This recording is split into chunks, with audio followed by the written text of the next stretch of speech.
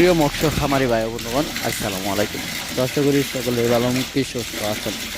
তো বরাবরের মতো আপনাদের মাঝে আবার একটি নতুন ভিডিও নিয়ে হাজির হলাম। তো আপনারা ভিডিওতে স্ক্রিনে যে মাছগুলো লক্ষ্য করতে পারছেন, এগুলো গিয়ে অরিজিনাল ভিয়েতনামি কই মাছের পোনা। তো আপনারা যারা অরিজিনাল ভিয়েতনামি কই মাছের পোনা চাষ করতে চান এবং চাষের প্রতি আগ্রহী আছেন, তারা আমাদের ভিডিও স্ক্রিনে দেওয়া নম্বরে আমাদের সাথে যোগাযোগ করে যে কোনো মাছের পোনা সংগ্রহ করতে পারবেন। আমাদের কাছে রয়েছে দেশি ও বিদেশি নানান জাতীয় মাছের পোনা, যেমন দেশি শিং, দেশি মাগুর, ভিয়েতনাম শোল, ভিয়েতনামি কই, অরিজিনাল টাইগার জাতীয় মনুষ্য তেলাপিয়া, হাইপাং ঘাস, আর রয়েছে সাদা কাঠ জাতীয় যে কোনো ধরনের দেশি ও বিদেশি মাছের পোনা। তো আপনারা যারা এই ভিয়েতনামি কই মাছের পোনাগুলো চাষ করতে চান এবং কি চাষের প্রতি আগ্রহী আছেন, তারা অবশ্যই চাষের আগে ভালো করে পুকুর প্রস্তুত করে নেবেন এবং কি পুকুর যদি সঠিকভাবে সঠিক নিয়মে প্রস্তুত না করতে পারেন, তাহলে এই মাছ চাষে সফলতা আদায় করতে পারবেন না।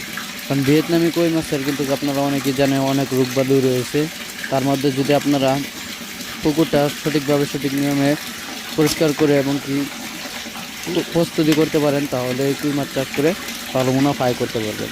কারণ কই মাছের রোগবালুটা হয়ে থাকে কাদা থেকে গ্যাস হয়ে, এবং কি পুকুরে যদি কোনো পাতা ময়লা আবর্জনা থাকে, তাহলে ওইগুলা থেকে গ্যাস হয়ে কই মাছের বাইরের জন্ম নেয়।